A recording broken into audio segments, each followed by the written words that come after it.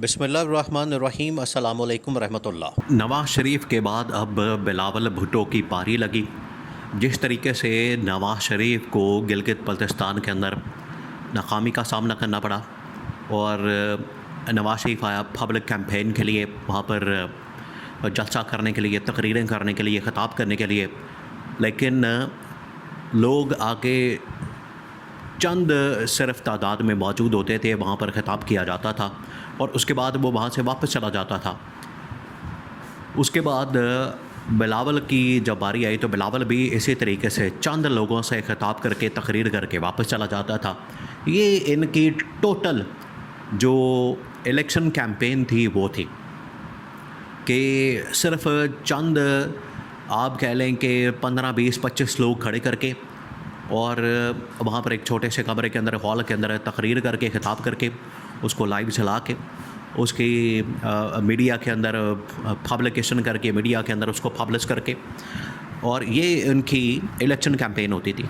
और ये इनकी इलेक्शन कैंपेन इस तरह से रन की जा रही थी, जिसका नतीजा ये निकला कि इन्होंने वहाँ पर जाके पब्लिक के साथ तो इंटरेक्शन किया नहीं, पब्लिक के साथ तो इन लोगों ने बात की नहीं। इस्टेब्लिशमेंट को ललकारते रहे, इस्टेब्लिशमेंट के ऊपर हमले करते रहे, इस्टेब्लिशमेंट के मुतालिक बातें करते रहे। तो इस्टेब्लिशमेंट ने फिर इनको जब जवाब दिया तो एक एक करके ये सारे दौड़ने लगे, एक एक करके सबकी दौड़ें लग गई। सबसे पहले तो नवाज़ शरीफ भागा।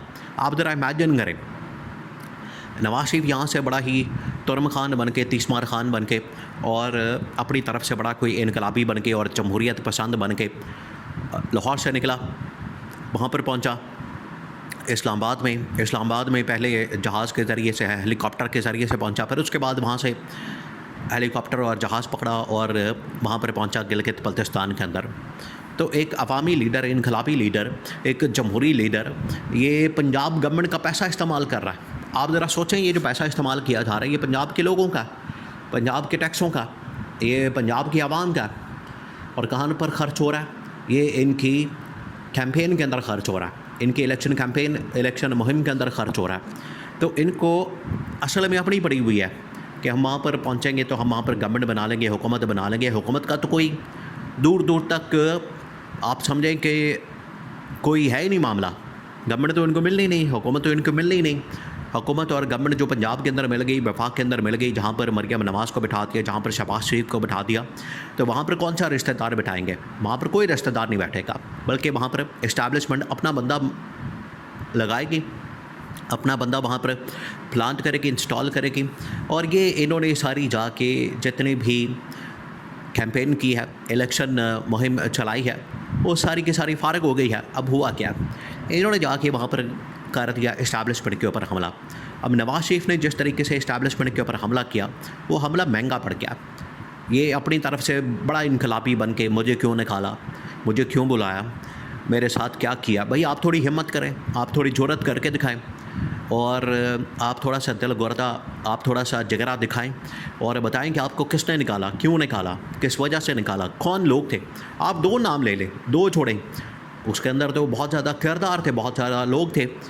अगर बकौल इनके एक पूरी साजिश की गई है, ठीक है, मान लेते हैं कि साजिश हुई है, लेकिन फिर आप नाम लें, किसी एक शख्स का नाम ले लें।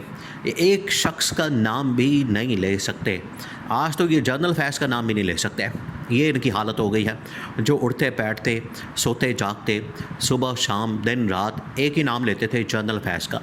ये तो जनरल फैज़ का नाम नहीं ले सकते, ये तो इमरान खान का नाम नहीं ले सकते, क्योंकि जब इमरान खान का इन लोगों ने वहाँ पर नाम लिया, इमरान खान के ख़िलाफ़ इनको पता था कि बात की तो पब्लिक का रिएक्शन आएगा, पब्लिक तो इनको अंडे मारेगी, पब्लिक तो इनको टमाटर मारेगी। ये इनकी हालत है। तो इसने जो हमला किया वो तकरीर महंगी पड़ गई। इस्टेब्लिशमेंट ने पकड़ के निकाल के इसको मुल्क से बाहर निकाल दिया, मुल्क बदर कर दिया। और ये मामला देखें शुरू हुआ था कहाँ से? मामला शुरू हुआ था पीटीआई से। पीटीआई वालों को वहाँ से सूबा बदर किया जा रहा था। पीटीआई वालों को जो मुहिम है इलेक्शन की, वो चलाने की इजाज़त नहीं दी जा रही थी। उनको किसी किस्म की इजाज़त वहाँ पर परमिशन नहीं मिली, ना एनओसी मिला, ना कुछ और। तो जिस तरीके से उनको पकड़ पकड़ के सुबह बदर किया जा रहा था, ये नवाज़ शरीफ की एक तकरीर इलेक्शन मुहिम के दौरान वही महंगी पड़ गई और इसको पकड़ के तो मुल्क बदर कर दिया, ये मुल्क से भगा दिया। अब बिलावल ने देखें, बिलावल के साथ भी यही हुआ। बिलावल के साथ ना कोई पब्लिक, ना कोई आवाम, ना कोई लोग, ना वहाँ पर कोई और बंदा, ना बंदे के साथ। तो बिलावल ने भी इसी तरह से खाली कुर्सियों से और हॉल के अंदर, कमरे के अंदर 10, 15, 20 लोगों से खिताब करके, अब ये जो बिलावल ने हमला किया इस्टेब्लिशमेंट के ऊपर, उसका खमियाजा भी उसे भुगतना। और ये बिलावल को भी पैगाम दिया गया और जरदारी को भी पैगाम दिया गया, आपने ये जो हमला किया, आपने ये जो बातें की हैं, आपने ये जो इस्टेब्लिशमेंट के ख़िलाफ़ महाज खोला है और वहाँ पर पब्लिक को उभारा है, वहाँ पर मीडिया को उभारा है, वहाँ पर लोगों को उभारा है, इसका अब खमियाजा भुगतना पड़ेगा आपको, अब इसका सामना करना पड़ेगा। तो बिलावल को पैगाम मिल गया।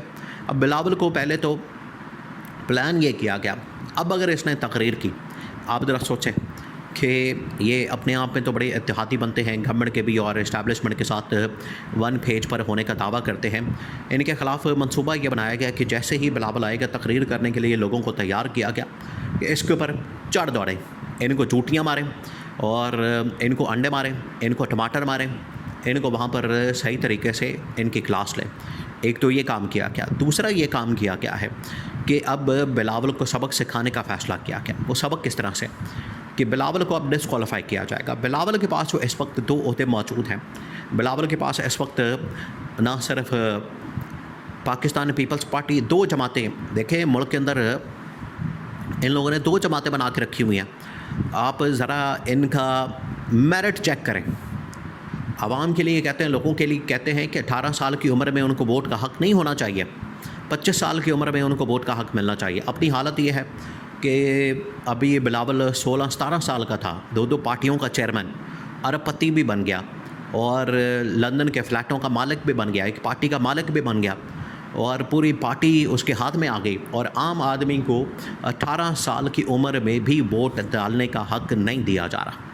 ये आप ज़रा सूरत हाल देखें। तो अब बिलावल ने जो हमला किया उसका खमियाजा अब भुगतना पड़ेगा। इस वजह से इस्टेब्लिशमेंट ने फ़ैसला किया है कि सुप्रीम कोर्ट पाकिस्तान के अंदर या आईनी अदालत के अंदर, अब सुप्रीम कोर्ट पाकिस्तान और आईनी अदालत, ये आपको पता है किसके हाथ में है, किसके कंट्रोल में है। ये बड़ी आसानी के साथ आईनी अदालत के अंदर जब भी पटिशन आएगी या सुप्रीम कोर्ट पाकिस्तान के अंदर पटिशन आएगी तो उसको बड़ी आसानी के साथ मैनेज करके बिलावल को वहाँ से डिस्क्वालीफाई करवा दिया जाएगा। ये सिंपल सी बात है। ये इन्होंने जो पंगा लिया है अब उसका जवाब भी आएगा, रद्द-ए-अमल भी आएगा। तो पहले तो आवाम की जानिब से इनको रद्द-ए-अमल देने का फ़ैसला किया गया, उसके बाद इन्होंने कैंपेन ही बंद कर दी। आगे आज़ाद कश्मीर के इंतखाबात के अंदर भी कैंपेन के सिलसिले में जब ये जाएंगे तो मनसूबा वहाँ पर ये पूरा किया जाएगा। लेकिन वक्ती तौर पर फ़ैसला किया गया है कि इसको पार्टी की चेयरमैनशिप से और एमएनएसशिप से इसको कम से कम 5 साल के लिए डिस्क्वालीफाई तो किया जाए, इसको सबक सिखाया जाए, इसको ज़रा अंदाज़ा हो ताकि ये यहाँ से फिर ये भी भागेगा। ये आपने जहन में रखना, जब इसको डिस्क्वालीफाई कर दिया जाएगा पार्टी से भी और एमएनए से भी, तो फिर ये पाकिस्तान के अंदर नहीं रहेगा, ये भी फिर दुबई भाग जाएगा।